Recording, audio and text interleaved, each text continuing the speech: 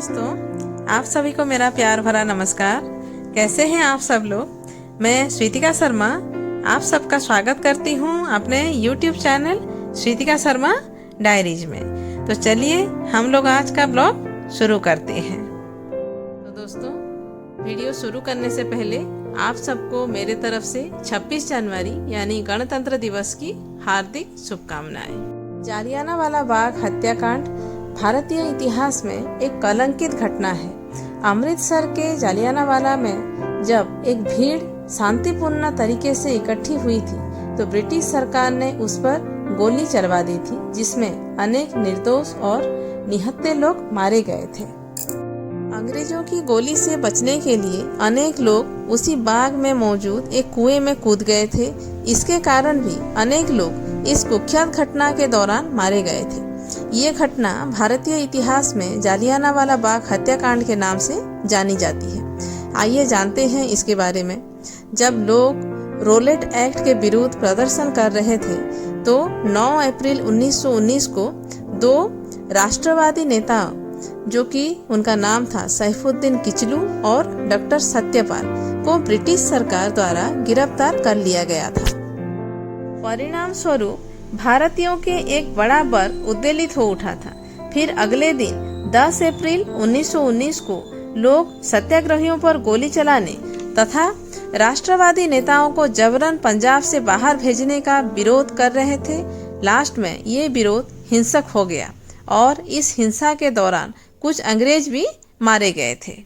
इस उपद्रव को शांत करने के लिए क्षेत्र में मार्शल कानून लाया गया और स्थिति से निपटने की जिम्मेदारी एक ब्रिटिश सैनिक अधिकारी जनरल डायर को सौंपी गई।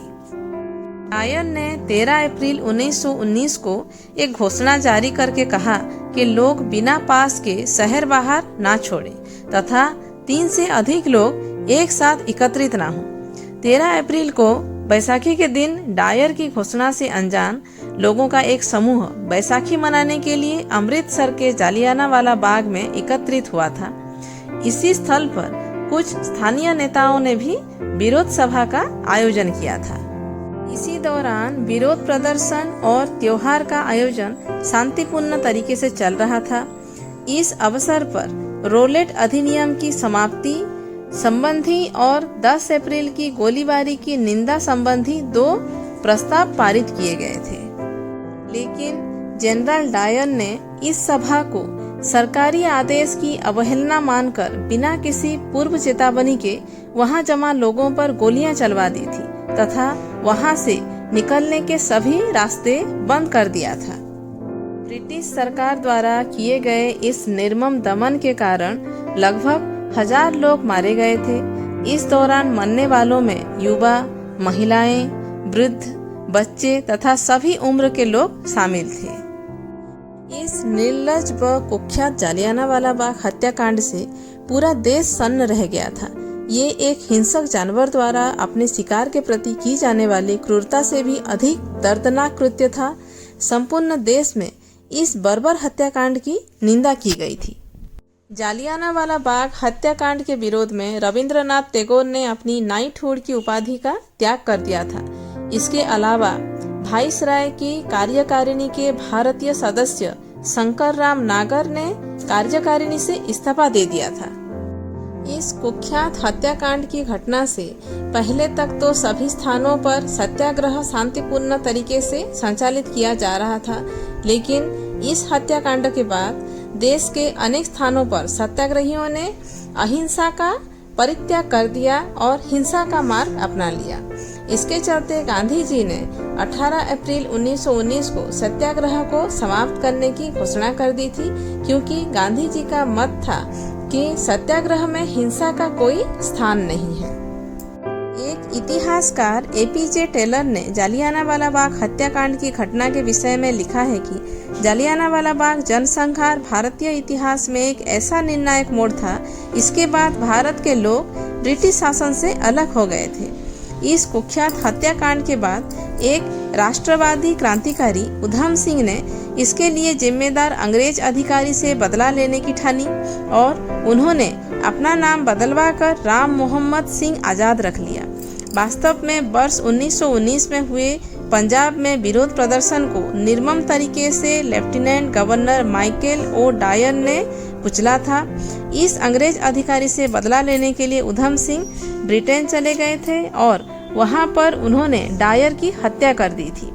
इस अपराध के कारण ब्रिटिश सरकार ने वर्ष 1940 में उधम सिंह को दोषी करार देते हुए फांसी दे दी थी।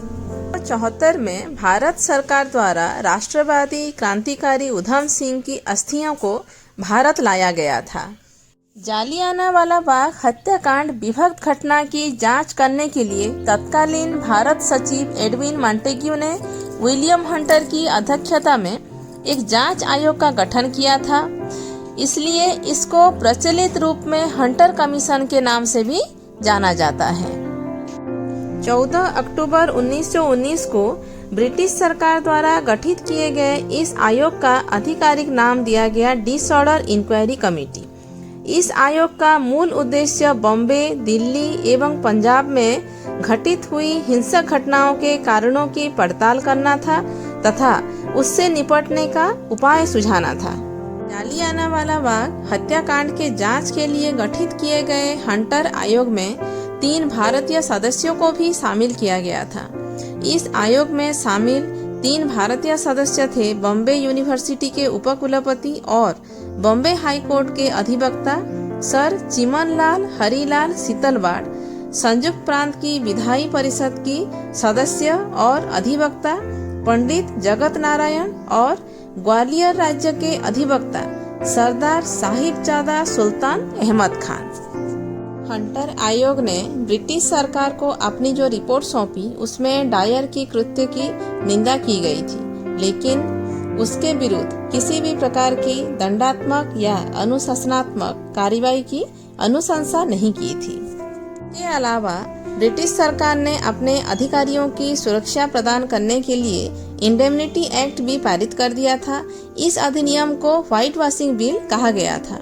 मोतीलाल नेहरू सहित अन्य नेताओं ने इस अधिनियम की कड़ी आलोचना की थी।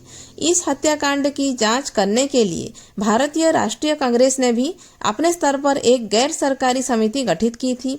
इसमें गांधी जी, मोतीलाल नेहरू, M.R. जयकर, C.R. दास, अब्बास तैयब जी शामिल थे। कांग्रेस ने डायर के कृत्य को अमानवीय कहा था और पंजाब में मार्शल कानून लगाने को तर्कसंगत नहीं माना। तो दोस्तों, कैसा लगा आज का वीडियो कमेंट करके जरूर बताइएगा। अगर अच्छा लगा हो तो लाइक कर दीजिएगा और अपने जानने वालों में ज़्यादा से ज़्यादा शेयर कीजिएगा।